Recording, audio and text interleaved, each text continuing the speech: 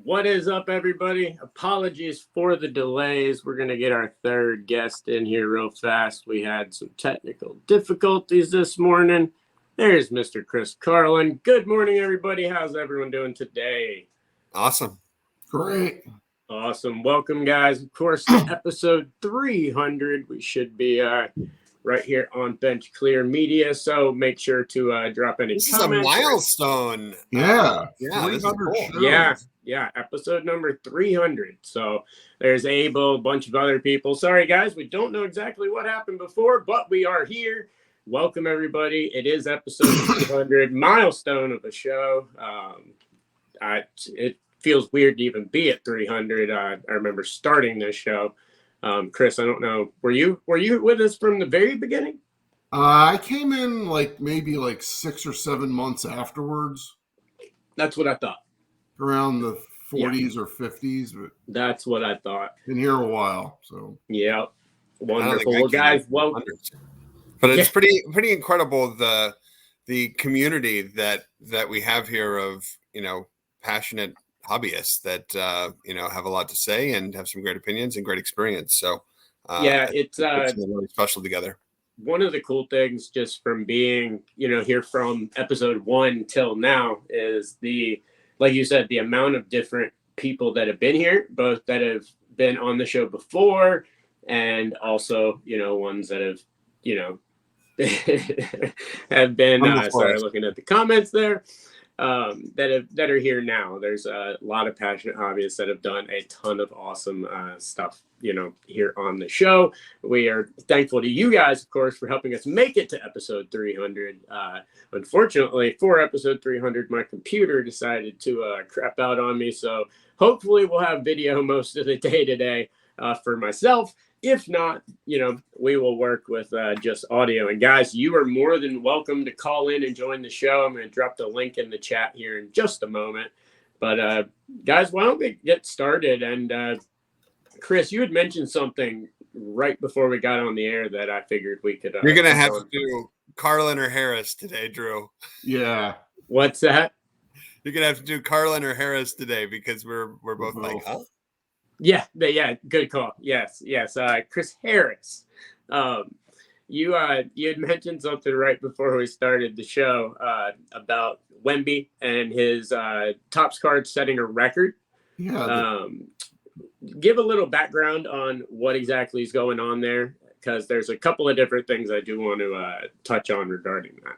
So the Topps Now created a card of Victor Wembanyama celebrating his Rookie of the Year award. And it actually set the single card record of, I think it's over 114,000 copies. Wait, Chris. Are you telling me there's more of those cards than the Eclipse? I think so, yeah. Yeah, there are. Yep. More than the hot dogs? Yeah. More than the hot guy. dogs, more than Bernie Sanders, more than Bartolo Colon, more than those. Been some good Topps Now cards over the years. Yeah. And to think, this isn't even a fully NBA licensed card either. Imagine if it was. I will say, though, for it not being a fully licensed card, one thing Topps is doing, which I think is brilliant, and this card's included, and they've done it with other Topps Now releases and other Wemby releases, they're really doing a good job of making sure when they put out a card, at least of Wemby, I can give you a bunch of examples where they didn't do the best, but they've done a really good job being able to hide that it's not fully licensed, that they can't use that Spurs logo. Like, the cards look phenomenal. All that I've seen have been excellent creative ideas of, showcasing him not still being fully licensed, and judging by those numbers, a lot of collectors don't seem to care. Yeah, I think the imagery they use is good, great. It's powerful. You see the emotion of the athlete, and in those instances, you can sneak in a card like that without customers really caring that much, because it celebrates a milestone, looks good, and he's definitely the hot rookie this year. So all those things together make a pretty darn good card. Yep. Now, what do you guys think? Was he robbed for Defensive Player of the Year? He obviously got Rookie of the Year. I'm under the impression he was completely robbed for Defensive Player of the Year. If you look at every metric known to man, he basically was leading it. This kind of felt like a Lifetime Achievement Award for Rudy, because so many great defenders like Giannis and people like that were winning it years before. Yeah. I do think he should have won Defensive Player of the Year, but I also had prop bets that relied on that, so I'm probably a little biased. But yeah, I think sometimes writers are reluctant to put on too much for an athlete, and just kind of the way they are. So yeah.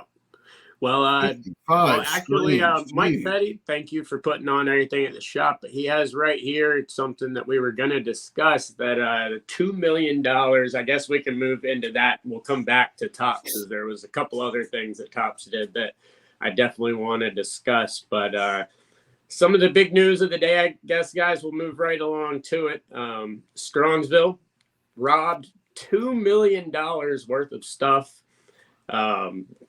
What do you guys think about all this? I guess they were sending it to a card show, from my understanding, to a hotel. They had video of it arriving at the hotel. They seemed to have every confirmation that it was at the hotel, and then it was lost. So what do you guys think about all this? And Chris, I know you've dealt personally with, at least in the past, I'm sure, of being around moving a lot of merchandise and having to coordinate some of that stuff. So, I mean, what do you guys think about all this? And because it was obviously targeted. I mean, this had to have been targeted.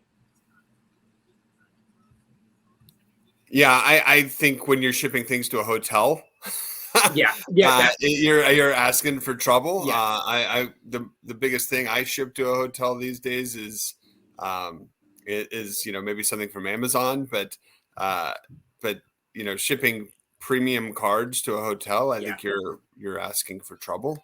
But I'm nervous about putting things in the mail. I just, in the States, you see it be an issue where, in this day and age, people are taking things. So you got to be careful on how you package items and what you put on the outside, and how they're declared and where they're sent. So, I mean, I wish I could say it's common sense, but for dealers, if you have premium cards, you carry those with you. At PSA, we don't let cards leave our site in most cases. So once they come in, they're tracked and monitored throughout the process. And I'm kind of shocked that someone would send something so premium to a hotel like that. Yeah, that's what I was most blown away from too. Is it not only that it was other people's items. It was their auction for their upcoming, their live auction that they wanted to showcase. Like,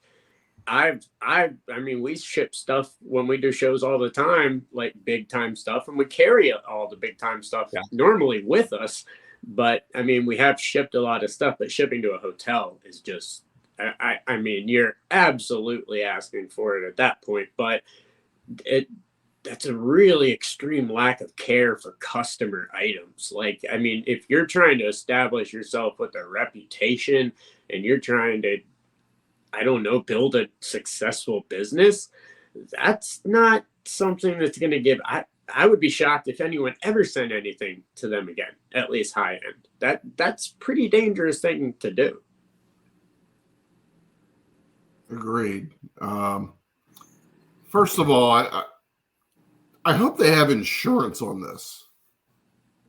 I think they do. So, second of all, going through insurance on collectibles is never easy with shipping carriers. And the values are always highly disputed, and there's a lot of back and forth, and it's never as easy. It takes a long time as well. That's one of the suckiest parts about insurance on shipped items is getting resolution for a claim is not an overnight process in any way, shape, or form. And then you're fighting tooth and nail for every penny. So there are a variety of other services that people use, courier services. It costs more, but cheap items, right? Yeah. So Well, we deal with that with Gem Mint with our PSA submission service. We have separate insurance completely outside of FedEx and everything else. Now those are very hard to do, yeah, and when they have to pay out claims, a lot of times they don't want to end up renewing you. So if you do yeah, have to pay out those claims, it makes it even more difficult. We deal with that every year when it comes to just outside insurance for the Gem Mint process. So I can only imagine an auction house, is going through the same type of stuff. So it's like you said, it is more expensive. But yeah, I hope they had insurance on it. I'm sure they did. This was a pretty large haul, like you said, around $2 million. I think they said it was like 16 items or something like that. So wasn't a bunch of $50 slabs here. We're looking at some pretty iconic and massive cards that were gone. But I don't know. What do you guys think? Any other thoughts on the Strongville robbery or anything along those lines? well, I would say we probably haven't seen the last of it. Like, Yeah. these cards are going to come back up again, and where will they be found? And this industry is so niche, as big as it's gotten. It's still very mom and pop in many ways, where known cards are easy to find again, and it's Yes. easy to find someone selling them on eBay or at some show. And yeah, I don't think this story's done. Yeah.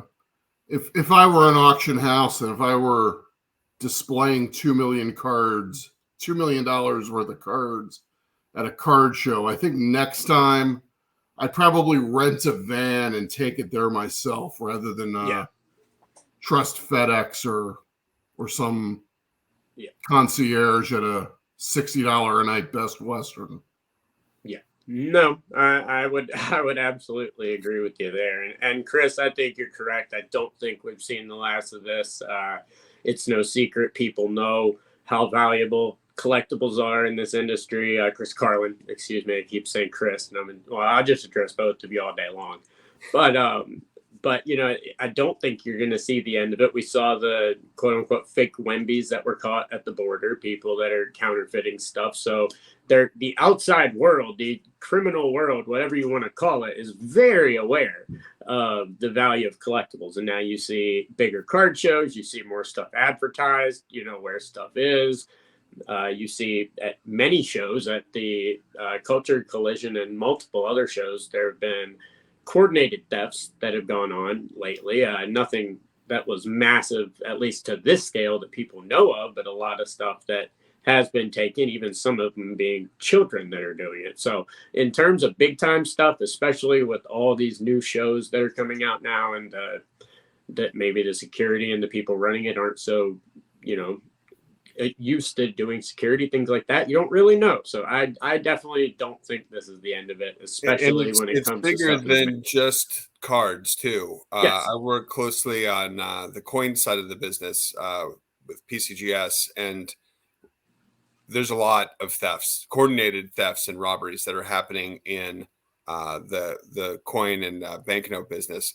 Some of them as devious as going around the show, finding dealers that are out of town, following them to their car so they and noticing which car it is.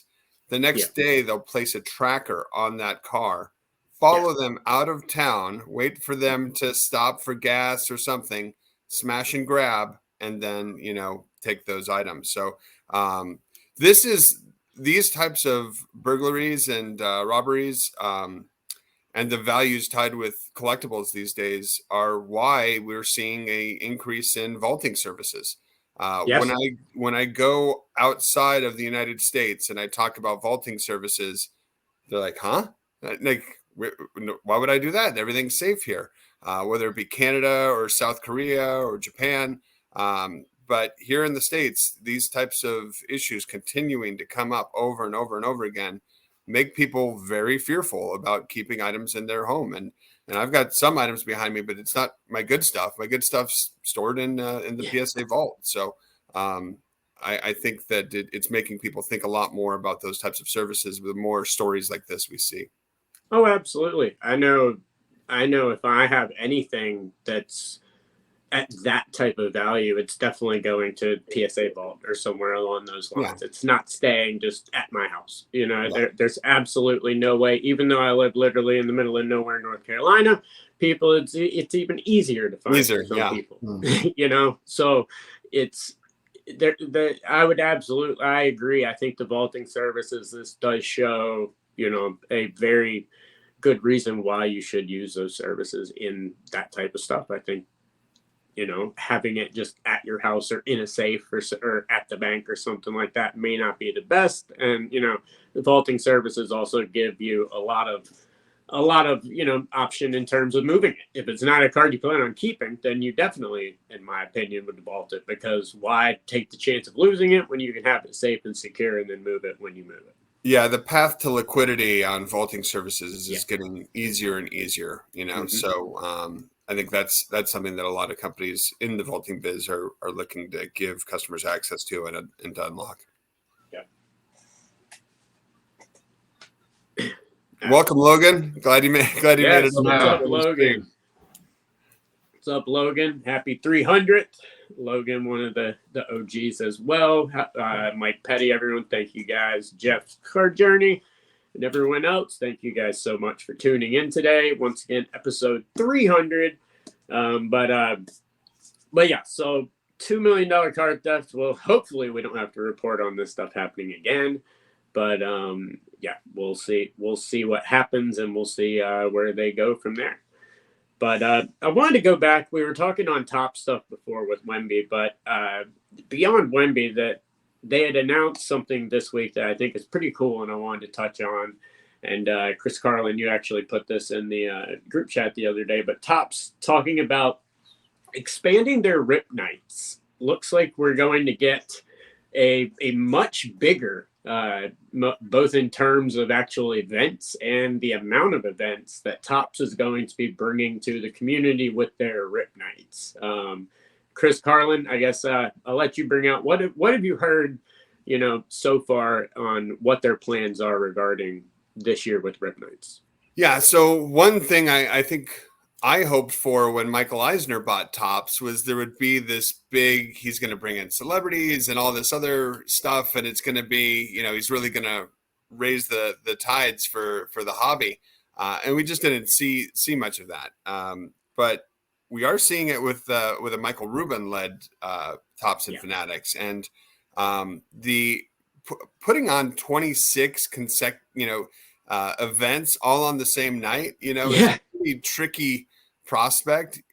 Working in events, as long as I know that something's going to go wrong, right? Like there's just things are going to go wrong. Athletes aren't going to show up. They're going to miss a flight or something along those lines. But word is coming out of the Topps Industry Summit was that they wanted to, and you've heard a lot about 10xing with Topps and Fanatics, but they want to 10x those Rip Night events. And if you see the amount of people coming out of those events, and it's very much like a National Baseball Card Day or National Hockey Card Day where there's tremendous interest and excitement.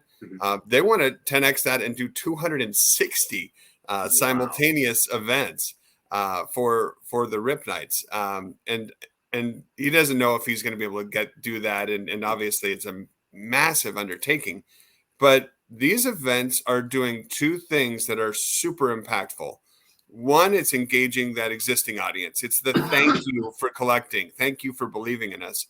But the other thing it's getting to that mass audience. When you have 26 coordinated events with huge athletes all on the same night, it's getting that mass attention to the media and huge exposure for the category. Come collect trading cards with Tom Brady and Kevin Durant. Like, how does that not sound awesome? So say what you want about a lot of the things that Topps or Fanatics have done. I think that this particular campaign is special because it starts at hobby shops. And that really, at the end of the day, there are some things that have been done to make hobby shops a little more cookie cutter, but that's the best part about visiting hobby shops is they're all different. And I think we should celebrate the differences in those shops. And I think it's really cool that Topps is pushing an event like this that drives traffic to those shops. No, I completely agree. And one of my favorite things is they don't just go to the shops that you see on Instagram every single day. They hit a lot of a lot of small shops. I know they hit a shop in the town in North Carolina that almost no one knows about except for the card shop. They really do go to a lot of the shops that, are following the blueprint that they laid out and said, hey, if you do this, then, you're going to be a part of it. But yeah, coordinating all those events has got to be almost impossible. I couldn't imagine it, considering I know how much effort it takes to run one. Yeah. But it's interesting to see, and it's something that I've thought we've needed for a long time, is really ramping up trade nights, because trade nights can only be so much when the actual shop is putting it on, depending on the shop. But when you get Tops involved like this, you can do some absolutely incredible stuff. And Michael Rubin's really taking advantage and leveraging his relationships with some really high-powered athletes, like Tom Brady at a trading event. Not just Tom Brady, but never in a million years did I think I'd see Tom Brady showing up at a hobby shop. Like million years. Yep. So, and cool. And all those relationships that he does have, I can imagine that these could get to be some pretty big things, and I'm excited to see what 10xing it looks like and everything to them. That's going to be interesting, but I think it's cool. I think it's a good idea. Yeah. Not to sound contrarian here. Here we go. Sure. You gotta have a counterbalance. Okay. Yeah. So you're going to expand this by 10x from 26 to 260. How many athletes are out there that are going to want to do this or can do this? And obviously you can't send Tom Brady to 260 hobby shops in one night. I know the local-ish card shop that I go to, Bel Air Sports Cards, Bel Air, Maryland. They had Daryl Strawberry for their hobby rip night. Shout out Mel. Awesome shop. Yeah. Well, that's the thing, Chris. There's no shortage of retired players. No. Rookies are. But then how do you coordinate that, though? Because obviously you're going to have some representative from Fanatics to Wrangler to coordinate these events, pick them up from the airport. That's a lot. Yeah. It's a lot. It's a lot. Doing one well is a lot. Yes. Doing 26 was pretty dang impressive. But it wasn't just athletes, having who's the comedian that they had? Kevin Hart. Kevin Hart, yeah. Yeah. And then I think there's other opportunities to have actors, actresses, comic book artists, things along those lines. Well, so NIL, I think they'll leverage their NIL sure. as well. I think that's going to be something really big. There's a lot they could do if they really want to shell out some plane tickets. And it looks like they just took over Premier League, so you got some more soccer players you could use if you needed to as well. But yeah, it is going to be interesting to see if all of them are some of the rip nights going to be bigger than others, or obviously some shops are going to get bigger, guests than the others. Yeah. But yeah, ramping it up that much, we'll see how it goes. That's going to be interesting. Now, Logan, Chris, I don't know if that was a happy signal or a signal. What are your thoughts on the Premier League news? Yeah. That they're going back to Tops? Yeah. I'm not all that surprised. I mean, Fanatics is trying to conquer the world, and this is just another license to them, I think. So. Yeah. Well, I noticed they didn't get PBR this week, Oh, that's coming, Sorry guys, looks like the camera did die. As expected, but we will. So the one I was referencing is professional bull riding, and Leafs taking a crack at that. And it's interesting, even bowling that they've done, while super niche sports, there will be a following for it. So it'll be interesting to see, fledgling sports like lacrosse or, pickleball, are all these tertiary sports, but there's still a following, and it's interesting. I don't hate seeing things like this because it exposes people who didn't have cards to the category. And I know, just from seeing my kids' collecting journey, they have to start off with Marvel or Disney before they graduate to baseball and hockey. I think that it's good, even though it seems to water down. Feels like to us that it's watering down the industry, but I think it's just expanding the reach of what we do. No, I completely agree. Yes, Mike, I did get hit by a pitch. At least the camera did. I completely agree. I did think it was interesting they got the stickers. Stickers was a little shocking to me, as that's kind of been Panini's bread and butter for a long time. And so to see them get the stickers, that was really shocking to me, because that's the one thing I thought Panini would always try and hold on to. Yeah. So it's a little interesting to see that move going. What do you got? What does this do to Panini? Because I mean, the stickers, people didn't really know this a lot, but that was a big part of their business. The stickers, the soccer stickers are I mean, I'd say still probably over 50%, I would assume. And so losing those stickers, I mean, what do you guys think that does for Panini?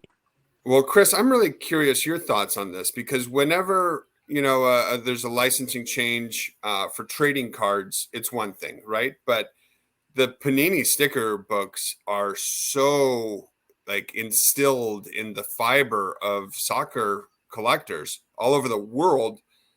Yeah, I'm really curious your take on how you think. The thing is that for the longest time, the English Premier League and before that, the Football League, their stickers were handled by a company called Merlin. Yep. And Merlin kind of got bought out by Topps, I think, in the early 2000s. So Panini, I mean, they still have the FIFA license. Yeah. Right. So they're still going to make every 4 years the World Cup sticker book. They're still going to make the European Championship sticker book. I think they still have some of the other domestic European leagues, like the Italian league stickers, the Spanish league stickers, the French league stickers. I think Topps has the Bundesliga, but they don't do stickers for that. But yeah, I mean, this is just getting back to where the license was before Panini took it over 5 or 6 years ago, going back to Topps. So I don't think, I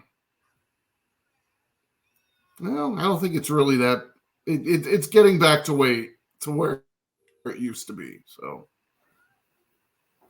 Okay. Yeah, I would agree with you that a couple people have asked in the chat here, do you think that we'll see Topps get the NHL card hunter ass?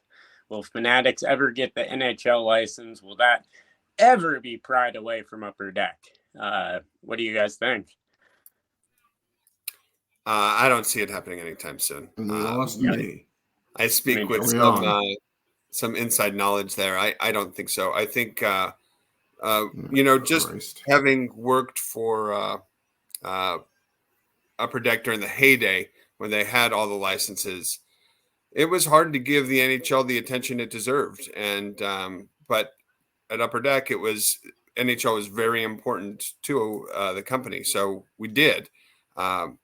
I think the NHL and NHLPA talk enough to hobby shops and look at what collectors are saying, that they understand that it's probably best to be with Upper Deck right now, who is giving them full and complete attention. But it's clear that Fanatics right now clearly has their crosshairs on Panini and not Upper Deck, and it'll be interesting to see if they ever turn their crosshairs that way. I think you're right about how the NHL doesn't want to be, fourth or fifth priority in trading cards. they're happy with Upper Deck. Upper Deck does a really good job. And, speaking as a professional antitrust economist, I don't think Fanatics wants the NHL because they don't want to be seen as having all of the sports, if you know what I mean. So Yeah. I think that's all I should probably say about that. So I don't want to get in trouble with my employer. So. Yep. No, Card Hunter actually asked right here, why is Upper Deck protected? I heard ownership contracts or something along those lines. I wanted to say they're protected. They just have a Yeah. long-standing agreement with the PA and the NHL, and then other really strong relationships like with the NHL Alumni Association. And there's other things in play that you don't probably think about. That UD has long-term exclusive deals with players like Wayne Gretzky and Connor McDavid. Yes. And how do you start trading cards if you can't include those people? Oh, Right. and also, how about the fact that they have relationships with Tim Hortons, who is now doing 2 massive trading card campaigns through them per year that are generating a lot of revenue for the NHL and expanding the reach of collecting. So it's not like they're doing a bad job. And I think that, yeah, I mean, why would you change something that's working?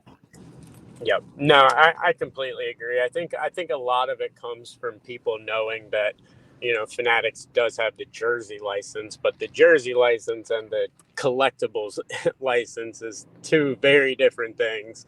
And that's just something I don't see, Well, the Upper other Deck. thing that people don't think about is the NHL got a glimpse at what a dual license situation could be Yep. like with Panini and Upper Deck simultaneously for a little bit.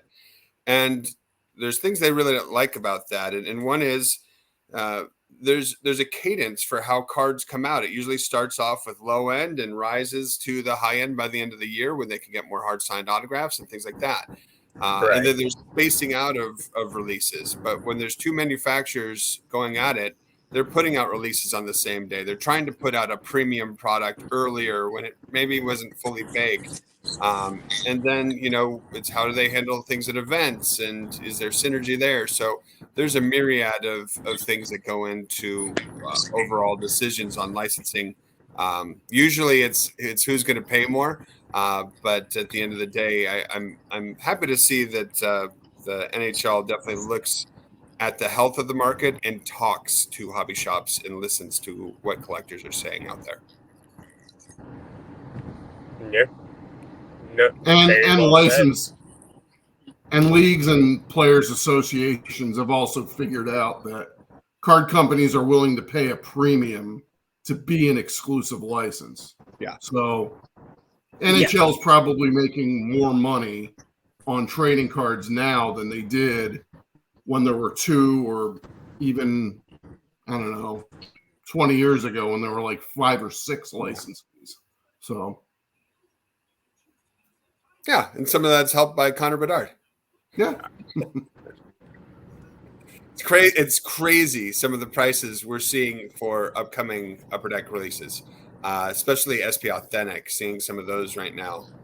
Holy cow, it's a product that was traditionally, 150, maybe $200, and now it's over 500 a box. So it's pricing a lot of collectors who've always collected SP Authentic out of the market a bit. But it's, again, I think it's one of those situations where card collectors will invariably go to where the hot rookie is, and they'll jump sports sometimes. So if it's one of those generational players, you definitely see that. So Bedard checks that box. Wembanyama checks that box.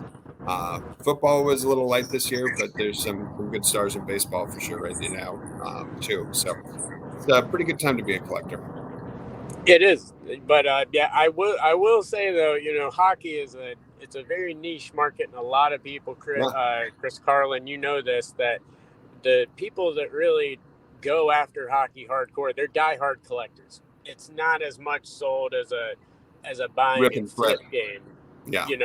Till you get these Connor Bedards, and so I know most hockey collectors are going to understand why the prices have jumped, this year and everything, but hopefully they don't, lose some people and they bring these prices back down to earth and, don't continue to try and keep them where they are when we don't have a Berdard and a Carlson to back them up and things like Yeah, that. because that's tricky. Unlike other sports like football and basketball in particular, hockey is built by a lot of set collectors actually. So Yes. Yes. and different player collectors. So it's just a little bit different than the rip and flip type style you see with basketball and football in particular. Yeah. Yep. Agreed. Abel in Vegas asks, with hockey, will Fanatics have an opportunity with prospect hockey cards through NIL with college programs? I would assume they probably would if they wanted to. I don't know.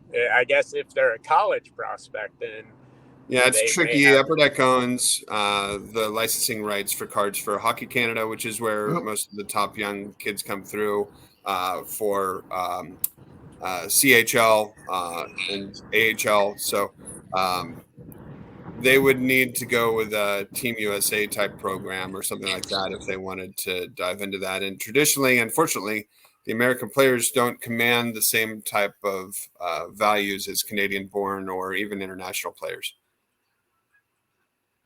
Yep. I think if there was a market for college hockey cards, I think Topps would have made them by now. So Yeah, I completely agree. Like I said, most prospects really, a lot of them don't come out really of college. They're going to be looked at more in the juniors programs and a lot of overseas stuff as well. You do have obviously a lot of people that come from college, but that's not where I think a lot of them would be looking. And like you said, Chris, if there was a market for it, I think of Topps Fanatics probably would have already attacked it by now if they thought it was worthwhile.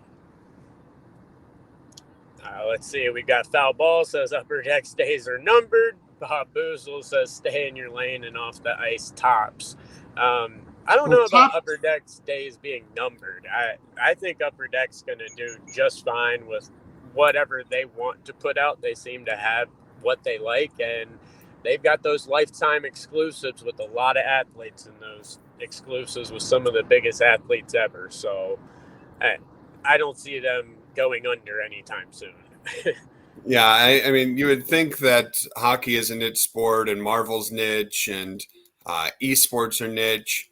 But I've seen some of the numbers on how much they're making and the that it's being consumed by collectors. So yeah, I would agree with you. I think Upper Deck's going to be around for a while longer for sure. But I'm a little biased.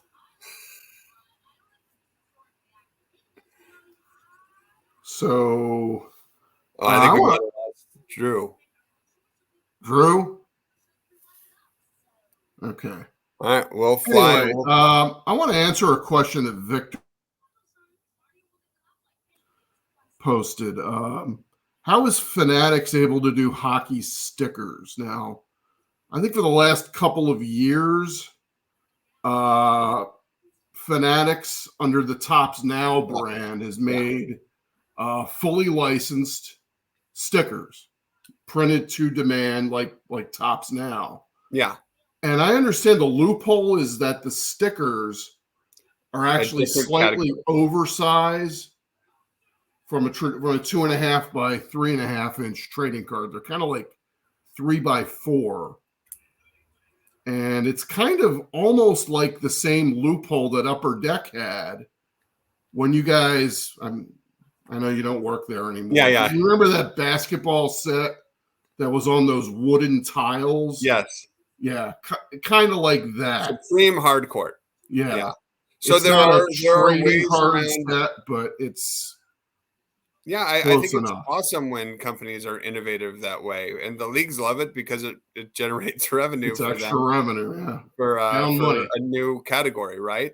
So Supreme Hardcourt was one where Upper Deck tried to make a different type of collectible, and they did it under the Upper Deck Authenticated umbrella, which was smart because it didn't come off as a trading card, even though those hunks of wood quite collectible and really dang cool. Where it's the first time I've ever seen printing on a substrate like that, which is actually game used wood. And it was rather interesting. One of the behind the scenes stories of that product was there were a lot of nails in that floor, and taking it apart so it could be cut without chopping into nails and things along those lines was a bit of an issue, where they had to kind of solve that because it was the first of its kind type of collectible. So I love when companies are forced to innovate out of the fact that Necessity. these contracts in place. Yeah. So but stickers are considered a different category than trading cards as well. So it is a way where a company can dip their toe in the water with a license and see if their fan base has interest in it, support for it, and kind of make a determination from there when renegotiations for the next license take place. Beautiful answer. Sorry, guys. Got like I said, lots of audio issues today, but we are No here, worries. back in the Matrix. No worries. All right, so let's see. Logan Ward actually says that Fanatics will hire away the major talent from Upper Deck. Well, they kind of already did that with Panini, taking most of their talent. I mean, there's only so much they're going to need, and I think Upper Deck's pretty good, but I mean, we'll see. We shall see. Foul Ball says they're going to find a way to put Upper Deck out of business. But once again, I guess we will see. But one question here from the Card Hunter: anyone going to Fanatics Fest? So Chris will be there. Chris Garland will be there. Chris Harris, what about you? Yeah. Well, it's funny that somebody mentions Fanatics Fest, because my latest column for Hobby News Daily, I mentioned this, and I'm still trying to figure out what this is. Is it a card show, Right. or is it like an all-star game fan fest kind of thing? Well, they said at the Topps conference, I know Michael Rubin, I think it's not a direct quote, but he said he wanted it to be like the Coachella for the card industry. So that makes it, I guess, even more vague. What does that mean? Does that mean Tom Brady's going to sing? Right. I have no idea. What are these athletes going to be doing at this? Before I put down my $50 for the ticket, I want to know what I'm getting into.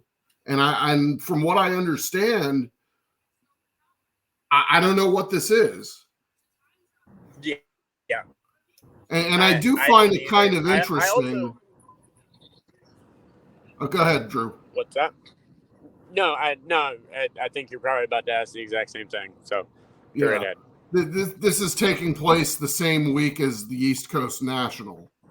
Yes. I find that kind of not a coincidence. No, not at all. It's taking place right after the East Coast National. It's taking place right after the National. I mean, this is definitely a coordinated effort, in my opinion.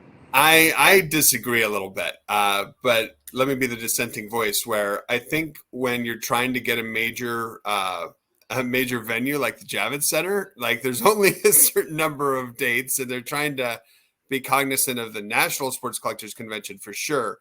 But I don't see Fanatics as being the type that's like, we got to take out the East Coast National. Like I don't think that's. Well, they've kind of taken over everything else in trading cards. Yeah. Why not card shows? Yeah, well, their Fanatics events team is growing, right? And there are going to be more of these in regions that are not New York, So I could definitely see international versions of these shows coming too. So we'll have to see how the first ones go.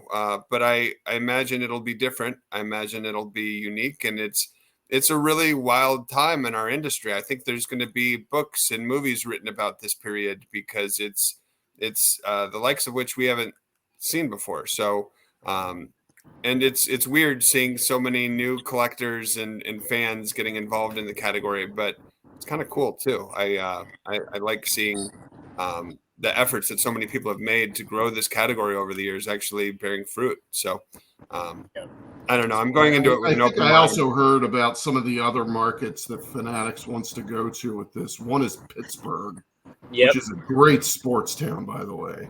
Mm-hmm. And somewhere down south, they haven't determined that yet. But well, they'd be smart to hit somewhere in the southeast, like the Atlanta area, somewhere around there, because that market's exploding as well. But really, every market is right now. But it is going to be interesting to see what it's going to be. I mean, nobody really knows at this moment. A lot of speculation going on in the chat. MD Sports Card says that they are literally laying the groundwork for a Collecticon type show across the nation. As someone who works every single Collecticon, I agree. It does look like that's what they're laying the groundwork for. They'd be smart to follow the Collecticon model on that. Collecticon makes it much more than just a card show. It's much more an event with a lot. well, did we lose them again? We might have, but yeah, I agree with that event, and I think, however, the first one looks, the 20th one will look much different, right? So they'll fine tune and tweak and try to find the right recipe to make it sing. But it's good to give collectors another option, right? You know, another type of event where, you know, there's things that it doesn't always have to be the same type of show. One thing I tell my team is I don't want to run the same show twice. Like it's not, I don't like the rinse and repeat model that companies get into at events. Try something new, try to engage fans in different ways, and try to come up with something fun or innovative that you can put your name on that's unique at an event. So whether it be big or small. So I think that they're going at it with that same mindset, but we'll see. Oh, Orlando was the other one they were talking about in November. So no, I agree. We'll find out, I guess, soon what it's going to be. All right, let's see. We'll check through the comments here as we get close to wrap-up time. Chris Harris, you had mentioned there was something else you'd wanted to touch on for your time? Yeah, it happens to involve the greatest MLS team in the world, the Philadelphia Union. I will be attending their home game, as I always do tonight. And they've just signed, get this, a 14-year-old kid who, let's just say, is the real deal. He's probably the best youth prospect in the world right now. And they made a deal with Manchester City. So he'll be playing for the Union for the next 3 or 4 years. And then when he turns 18, he goes off to Manchester City. So Kevon Sullivan, remember that name. Okay. So I could see him getting some decent attention. That's a sweet deal. That gives a little more attention towards the MLS with Messi, you know, the attention that Messi's brought. And that's the thing with MLS. And I try and bring this to the kind of soccer fans that kind of follow the big European leagues but look down on MLS. That it's a retirement league. Yeah. That it's a lot better than you think. And a lot of teams are developing players that are being sold off to Europe and are going to make up the bulk of our 2026 and 2030 World Cup team. So, they're getting their start here in MLS. So, nice. Well, enjoy that game. What day did you say you were going? Tonight? Tonight. We're playing Orlando. So, all right. Beautiful. Beautiful. All right, guys. Well, it is getting right there at that time.